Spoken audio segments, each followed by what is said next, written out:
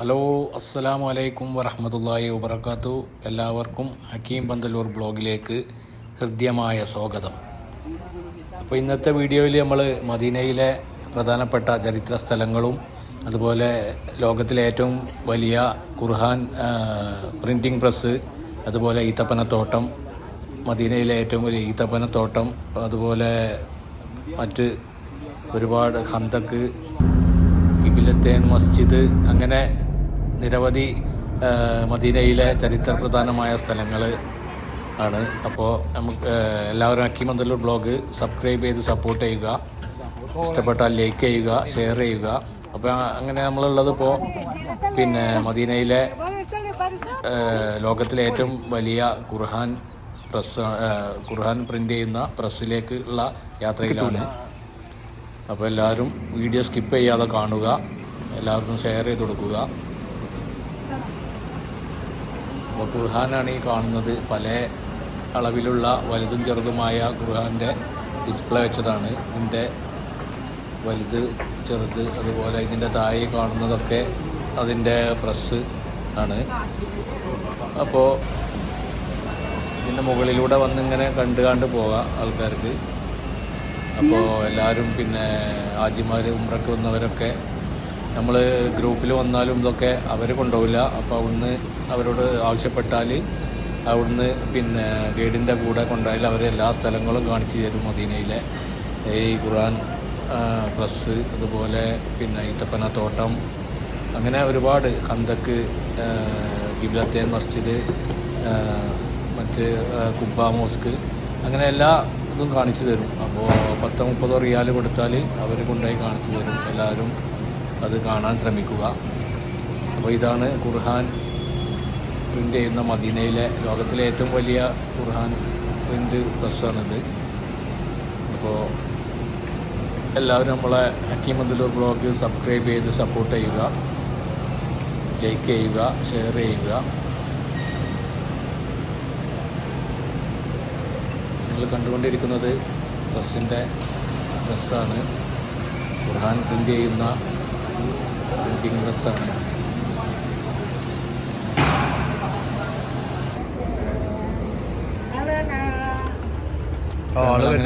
പ്രസ്സൊക്കെ കണ്ട് ഇറങ്ങി വരികയാണ്. അപ്പോഴാണ് ഇതുപോലെ സിയാറത്തിന് വരുന്നവർ ഇതുപോലെ ഇന്തോനേഷ്യയാണ് തോന്നുന്നു ഇത്, അങ്ങനെ അവർ വന്നുകൊണ്ടിരിക്കുകയാണ്. എപ്പോഴും നല്ല തിരക്കായിരിക്കും ഇവിടെയൊക്കെ. അങ്ങനെ നമ്മൾ തിരിച്ചു പോരുമ്പോൾ ഇവിടെ നിന്ന് ഓരോ ഖുർആൻ ഫ്രീ ആയിട്ട് തരുന്നതാണ്. അപ്പോൾ അത് മേടിച്ചുകൊണ്ട് അങ്ങനെ ഞങ്ങൾ വീണ്ടും ബസ്സിലേക്ക് പോവുകയാണ്. ഞങ്ങൾ ഒരു ഇന്നോവയിലായിരുന്നു. ഞങ്ങൾ 6 ആൾ കൂടിയിട്ട് 40 റിയാൽ കൊടുത്തു. അങ്ങനെ അവിടുന്ന് മലയാളി ചരിത്രങ്ങളൊക്കെ അറിയുന്ന ആളെ കിട്ടും. അപ്പോൾ അവരെ വിളിച്ച് നിങ്ങൾക്ക് പോയാൽ എല്ലാ ചരിത്രപ്രധാനമായ സ്ഥലങ്ങളും അവർ കാണിച്ചു തരും. 2-3 മണിക്കൂർ നമുക്ക് യാത്ര ചെയ്താൽ മദീനയിലെല്ലാ സ്ഥലങ്ങളും അവർ കാണിച്ചു തരും. അപ്പോൾ അങ്ങനെ ബസ്സിൽ നിന്നിറങ്ങി ഞങ്ങൾ ഇപ്പോൾ കിബിലത്തേൻ മസ്ജിദിലേക്കാണ് പോകുന്നത്. ഇതാണ് കിബിലത്തേൻ മസ്ജിദ്. അപ്പോൾ ഇതിൻ്റെ കിബിലത്തേൻ മസ്ജിദിൻ്റെ ഉൾഭാഗവും പുറംഭാഗവും ഒക്കെ കാണാം.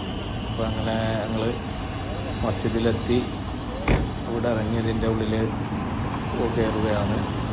അപ്പോൾ ഇനി മസ്ജിദിൻ്റെ ഉള്ളിലുള്ള ഇത് കാണാം. മസ്ജിദുൽ കിബിലത്തേൻ എന്നുള്ള ബോർഡ്.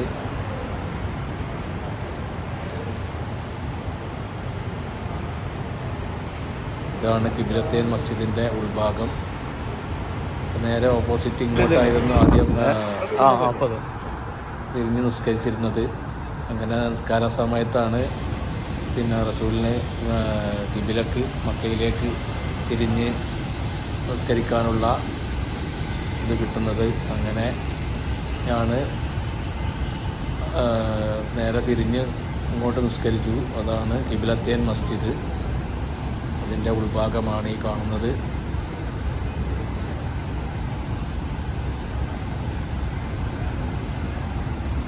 മക്കത്ത് കഅബ കിബിലയാവുന്നതിന് മുമ്പ് ബൈത്തുൽ മുഖദ്ദസിലേക്കായിരുന്നു നിസ്കരിച്ചത്. അതായിരുന്നു കിബില. അപ്പോൾ ഇങ്ങോട്ട് തിരിഞ്ഞ് നിസ്കരിക്കാനുള്ളത് കിട്ടുന്നു, വഴി കിട്ടുന്നു. അതോടെ നേരെ റസൂല് തിരിഞ്ഞ് നിന്ന്, അപ്പോൾ അത് ബാക്കിലുള്ള സഫ് മുന്നിലാകുകയും അങ്ങനെ റസൂല് തിരിഞ്ഞ് നിന്ന് നിസ്കരിക്കുകയും, അതാണ് ഈ മസ്ജിദ്, കിബിലത്തേൻ മസ്ജിദ്.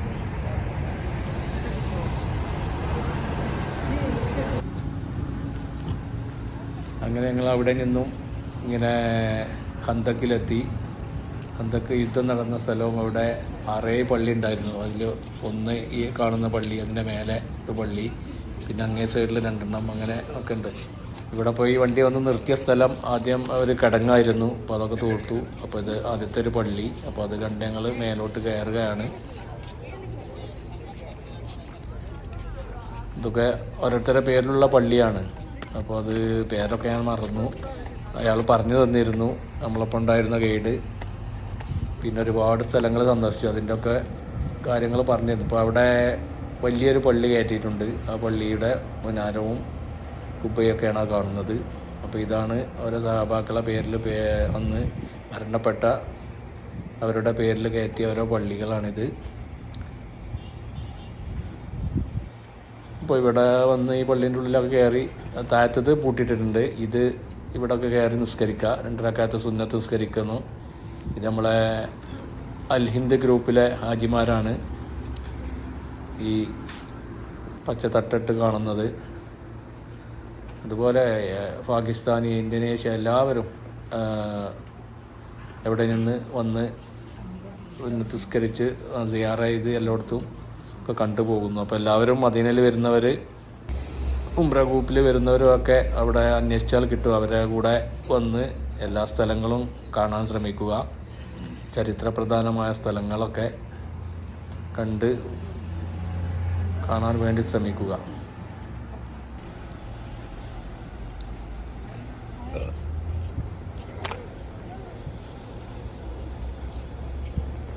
അപ്പോൾ ഈ താഴത്തെയും അതിലായിരുന്നു, ഇപ്പോൾ റോഡാണ്. ആദ്യം അവിടെ ഒരു കിടങ്ങായിരുന്നു, ഇപ്പോൾ കിടങ്ങൊക്കെ തൂർത്ത് ഇതാണ് പള്ളിയുടെ മേലത്തെ പള്ളി.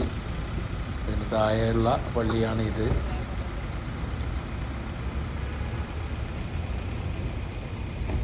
അപ്പോൾ ഇവിടെ സൗകര്യത്തിന് നമസ്കരിക്കാൻ വേണ്ടി വലിയ പള്ളി കയറ്റിയതാണ് ഇത്, ഈ പള്ളി.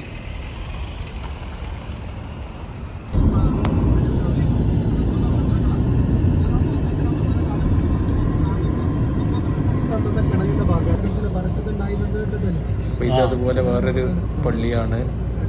എന്താ പള്ളിയുടെ പേര്? ചരിത്രങ്ങൾ പറഞ്ഞു തന്നിരുന്നു, പക്ഷെ ഞാനത് മറന്നു. എന്താ റസൂല് ഭക്ഷണമല്ലായിട്ട്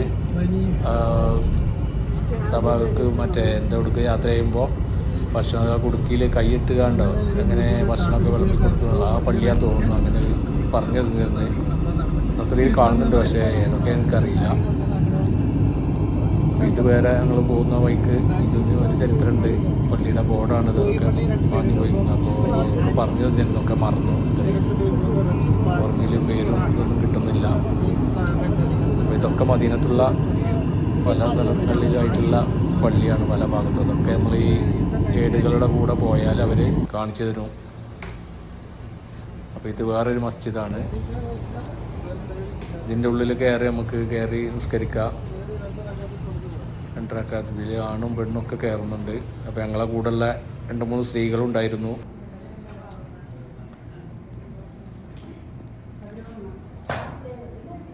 അപ്പോൾ ഇതും എത്രയോ വർഷങ്ങൾ പഴക്കമുള്ള ഒരു പഴയ പള്ളിയാണ്.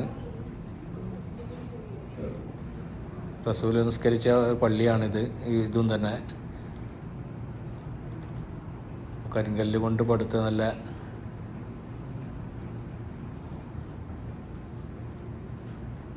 ഇവിടെ സ്ത്രീകളും അവിടെ 2 റക്അത്ത് സുന്നത്ത് നിസ്കരിക്കുന്നു. അതുപോലെ എൻ്റെ കൂടെ വന്ന ആളും നിസ്കരിക്കുന്നു. ഇതാണ്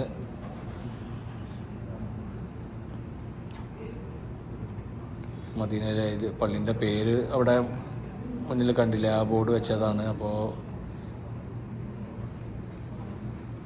ഇതൊക്കെ ചരിത്രങ്ങൾ പറഞ്ഞിരുന്നു, ഞാൻ മറന്നതാണ്, എനിക്ക് കിട്ടുന്നില്ല. പിന്നെ നമ്മൾ അറിയാത്തത് പറഞ്ഞിട്ട് കാര്യമില്ലല്ലോ. അപ്പോൾ അറിയുന്നവരുണ്ടെങ്കിൽ ഒന്ന് കമൻറ്റ് ചെയ്യുക. അപ്പോൾ നമ്മളെ വീഡിയോ എല്ലാവരും ഷെയർ ചെയ്യുക. കീമന്തല്ലൂർ ബ്ലോഗ് സബ്സ്ക്രൈബ് ചെയ്യാത്തവർ സബ്സ്ക്രൈബ് ചെയ്ത് സപ്പോർട്ട് ചെയ്യുക. ഇഷ്ടപ്പെട്ടാൽ ലൈക്ക് ചെയ്യുക.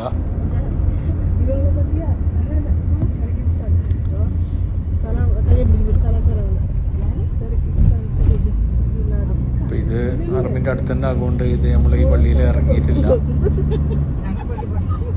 ഇവിടെയാണ് ഹംസ റളിയല്ലാഹുവിൻ്റെ ഒക്കെ ഖബറും ഇതൊക്കെ ഇതിൻ്റെ നേരെ അങ്ങേ ഭാഗത്താണ്. അപ്പോൾ ഞങ്ങളിപ്പോൾ പോകുന്നത് റസൂല് ഇതിൽ വരുമ്പോൾ ഇവിടെ ഒരു ഗുഹയിൽ ഇരുന്നതാണ്, വിശ്രമിക്കാൻ വേണ്ടി ഇരുന്നതാണ്. ആ ഗുഹയാണ് ഈ രണ്ട് വരുന്നത്. ഒരാളതിൽ നിന്ന് ഇറങ്ങി വരുന്നത് ചെറിയൊരു ഗുഹ, ഒരാൾക്ക് ഇങ്ങനെ നിന്ന് തിരിയാനുള്ളൊരു ഇതുള്ളൂ. ഞാനും കയറിയതിൽ ഉണ്ടോ ഇങ്ങനെ ചെറിയൊരു ഗുഹ.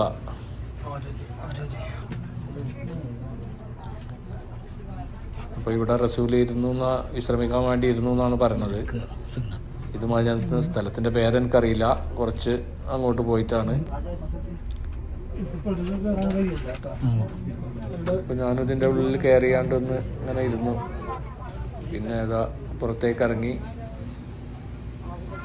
ഇതൊക്കെ ഓരോരുത്തർ അവിടെ ഒരു പള്ളി കയറ്റിയിട്ടുണ്ട്. പിന്നെ അവിടുന്ന് വന്ന് അവിടെ സുരക്ഷിതമല്ലെന്ന് കണ്ടപ്പോൾ ആണ് ഇപ്പോൾ ഇവിടെ ആദ്യം കാണിച്ച ആ ഗുഹയിൽ അവിടെയാണ് വന്നിരുന്നത്. ഇവിടെ അതിൻ്റെ പേരിലൊരു പള്ളി, ഇവിടെ നിസ്കരിക്കുന്ന പള്ളി കയറ്റിയിട്ടുണ്ട്.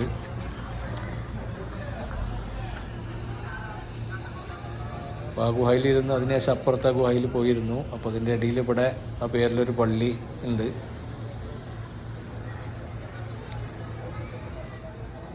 ഇതാണ് ആ പള്ളി. പടുകൂതൊക്കെ പൊളിഞ്ഞു പോയിട്ടുണ്ട്.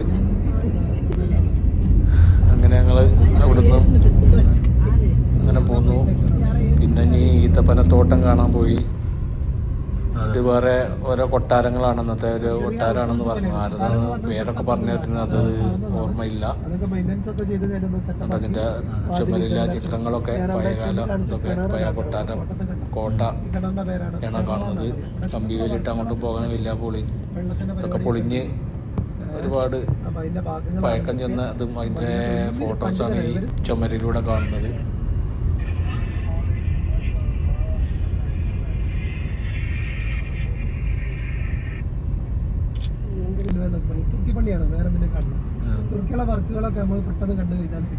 പിന്നെ ഇത് തുർക്കി റെയിൽവേ സ്റ്റേഷൻ ആയിരുന്നു അന്ന്. ഇത് ഈ പള്ളിക്കൊരു ചരിത്രമുണ്ട്.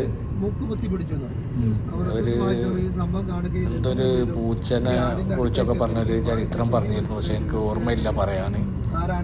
അപ്പൊ ഇങ്ങനത്തെ ഒരുപാട് സ്ഥലങ്ങളുണ്ട് കാണാൻ. അപ്പോൾ ഇത് ഇതേമാതിരി ഫാത്തിമ ബീവിൻ്റെ ഏറെ ഒരാളെ വീടായിരുന്നു. ഇതിൻ്റെ പുറത്ത് അങ്ങനെയുള്ള വീടുകളാണ്.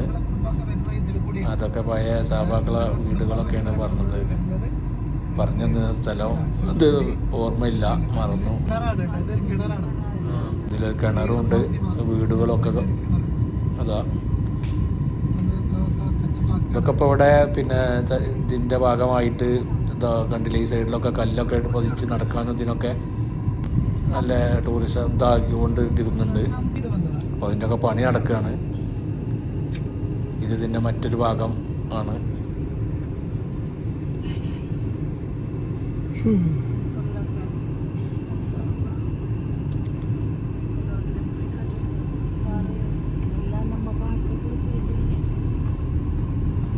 വീടുകൾ ഇഷ്ടം പോലെ ഉണ്ട്. ഫൈബർ കോട്ടല്ലേ ഇഷ്ടം പോലെ കിടക്കുന്നുണ്ട്. അങ്ങനെ അതൊക്കെ കഴിഞ്ഞ് ഞങ്ങൾ ഈത്തപ്പനത്തോട്ടം കാണാൻ വേണ്ടിയുള്ള യാത്രയിലാണ്. ഈ ഭാഗത്തൊക്കെ ഈത്തപ്പനത്തോട്ടങ്ങളാണ്. അപ്പോൾ ഇതൊക്കെ അതേമാതിരി ആദ്യമാര് വന്നതാണ് കാണാൻ. അപ്പോൾ ഇവിടെ ഒരു കിണറുണ്ട്. കിണറൊക്കെ കണ്ടതിന് ശേഷം ഇതേമാതിരി ഉണ്ട്. ഇതൊരു പഴയ കിണറാണ്, കിണറിൻ്റെ ഭാഗമാണ് കാണുന്നത്. ഇതിനൊക്കെ ചരിത്രങ്ങൾ പറഞ്ഞിരുന്നു. അപ്പോൾ ഇവിടെ നിന്ന് നമ്മൾ കുറച്ച് കഴിഞ്ഞാൽ കാണാം, ഈത്തപ്പനത്തോട്ടത്തേക്ക് പോകുമ്പോൾ ഇവിടെ നിന്നുള്ള വെള്ളം ആണ് അങ്ങോട്ട് അടിക്കണമെന്ന് നമുക്ക് പറഞ്ഞു. അപ്പോൾ ഇതിന് നല്ല വെള്ളമുള്ള സ്ഥലമാണ്. ആ വെള്ളം അടിച്ചിരുന്നത് എങ്ങനെയാണ് പമ്പ ഇതിലേക്ക് കയറ്റിയിരുന്ന സ്ഥലം ഇതാണ് കാണുന്നത്. അപ്പോൾ ഇതാണ് ഈത്തപ്പനത്തോട്ടം. സൽമാൻ ഫാരിസിൻ്റെ ആണ് തോന്നുന്നു പറഞ്ഞത്. അവരുടെ ഈത്തപ്പനത്തോട്ടമാണ് എന്ന് തോന്നുന്നത് ഉണ്ടായിരുന്നത്. വെള്ളം നമ്മുടെ ടാങ്ക് എത്തിക്കുന്നതിന് പിന്നെ ഇങ്ങനെ തിരിച്ച് ഇത് നനക്കാൻ നമ്മുടെ നാട്ടിലെ പോലെ ഇതേമാതിരി കണ്ടില്ലേ, ആ ടാങ്കിൽ നിന്ന് വരുന്ന വെള്ളമാണ് ഈത്തപ്പന ഒക്കെ നനക്കുന്ന നല്ലൊരു ഈത്തപ്പനത്തോട്ടം. ഇതിലൊക്കെ നടന്ന് കണ്ടു, എല്ലാവർക്കും കാണാം. അതുപോലെ ഇവിടെ നിന്ന് ഈത്തപ്പഴം വേണമെങ്കിൽ വാങ്ങിച്ച് കൊണ്ടുപോകും ചെയ്യാം. അവിടെ സ്റ്റാളുണ്ട് ഇവരെ തന്നെ.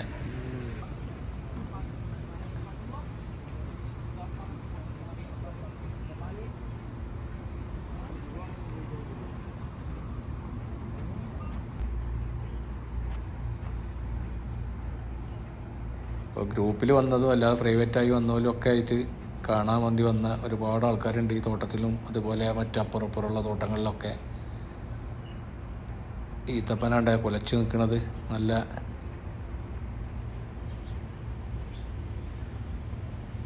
ഈത്തപ്പന കണ്ടില്ല. അതൊക്കെ ഇത് കിളികളൊക്കെ കുത്തുന്നതിനായിരിക്കും, ചാക്കൊക്കെ ഇട്ട് മൂടിയിട്ടുണ്ട്.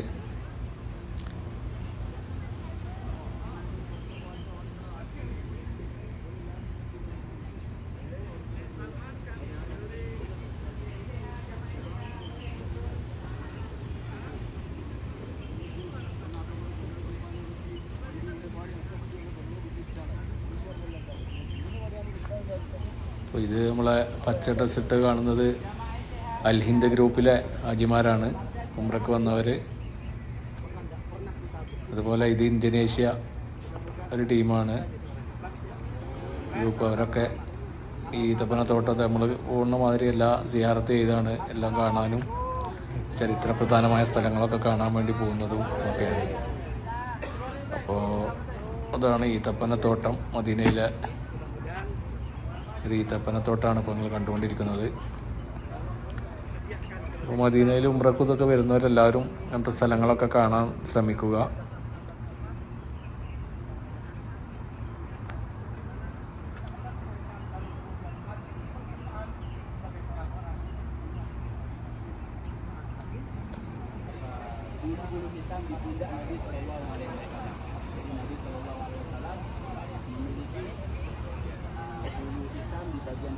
dan itu dilihat oleh sahabat Salman Farisi radhiyallahu anhu sehingga beliau masuk. Kemudian beliau selalu menemani baginda. ഇതാണ് ഈത്തപ്പനത്തോട്ടം. ഇന്തോനേഷ്യ ഹാജിമാർ അവർ പറഞ്ഞു കൊടുക്കുകയാണ്. അതുപോലെ ഒരുപാട് ചരിത്രപ്രധാനമായ സ്ഥലങ്ങളുണ്ട്. അപ്പോൾ ഒക്കെ അത് കാണാൻ ഇതുപോലെ നമ്മൾ കൊണ്ടുവരുന്ന ഗ്രൂപ്പിൽ കൊണ്ടുപോകില്ല. അപ്പോൾ അടുത്ത് അവരോട് പറഞ്ഞാൽ അവിടുന്ന് കൊണ്ടുപോകുന്ന ബസ്സിലും അല്ലെങ്കിൽ ചെറിയ വണ്ടികളിലൊക്കെ ആയിട്ട് 30-40 റിയാൽ കൊടുത്താൽ എല്ലാ സ്ഥലങ്ങളും കാണിച്ചു തരും. ഇതിനെപ്പറ്റുള്ള ചരിത്രങ്ങളൊക്കെ പറഞ്ഞു തരുന്ന അറിയുന്ന മലയാളി പിന്നെ ഗൈഡുമാരൊക്കെ നോക്കിയിട്ട് എല്ലാം കാണാൻ ശ്രമിക്കുക. അപ്പോൾ ഈ തോട്ടത്തിൻ്റെ ഇപ്പുറത്ത് ഈ ഫുഡ് കാണുന്നതാണ്.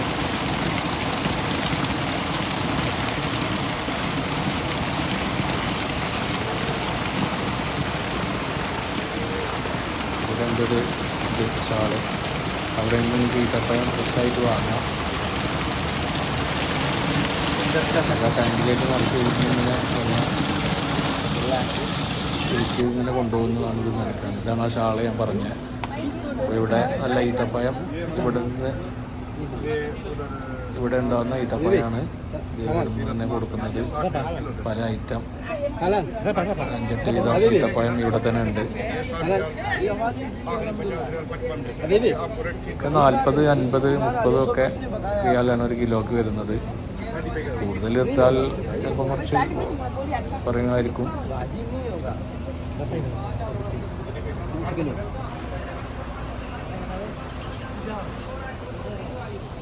അപ്പോൾ എല്ലാവരും നമ്മളെ channel Hakeem Abdul blog subscribe ചെയ്യുക, സപ്പോർട്ട് ചെയ്യുക, ഇഷ്ടപ്പെട്ടാൽ ലൈക്ക് ചെയ്യുക, ഷെയർ ചെയ്യുക, കമൻറ്റുകളും നിർദ്ദേശങ്ങളൊക്കെ എഴുതി അറിയിക്കുക.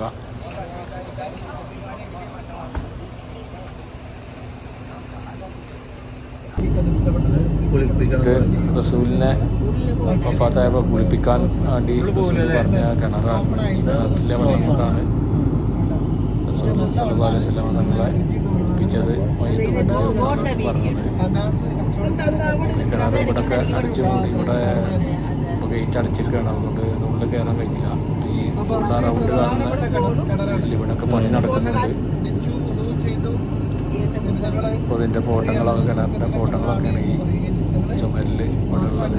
മരണപ്പെട്ട് കഴിഞ്ഞാൽ ജനാസ ചെയ്യണം. അങ്ങനെ അതൊക്കെ കഴിഞ്ഞ് കാലത്ത് അപ്പോൾ എല്ലാവർക്കും ഈ വീഡിയോ ഇഷ്ടപ്പെട്ടു എന്ന് കരുതുന്നു. ലൈക്ക് ചെയ്യുക, ഷെയർ ചെയ്യുക. നമ്മുടെ ചാനൽ അക്കിമന്ദലൂർ ബ്ലോഗ് സബ്സ്ക്രൈബ് ചെയ്ത് സപ്പോർട്ട് ചെയ്യുക. എല്ലാവർക്കും അടുത്തൊരു വീഡിയോയിൽ കാണുന്നത് വരെ അസ്സലാമു അലൈക്കും വറഹ്മത്തുള്ളാഹി വബറകാതുഹു. അതാണ് വിഷമാണ്. ആ സമയത്താണ് ഇവിടെ ചൂണ്ട വരൽ ഒരു ഭാഗത്തേക്ക് ചൂണ്ടൊക്കെ ആ ഭാഗത്തേക്ക് മഴ നീങ്ങാനൊക്കെ ആവശ്യമുള്ളത്. അതുകൊണ്ടാണ് പള്ളിക്ക് വേഗപ്പള്ളി മസ്ജിദ് അൽ-ഹറാം എന്ന പേരൊക്കെ ആ പള്ളി അറിയുന്നത്. അറബിനെ കുറച്ചുകൂടി മുന്നോട്ടൊക്കെ നീങ്ങിയാൽ അവിടെ ചെറിയ തോട്ടൊക്കെ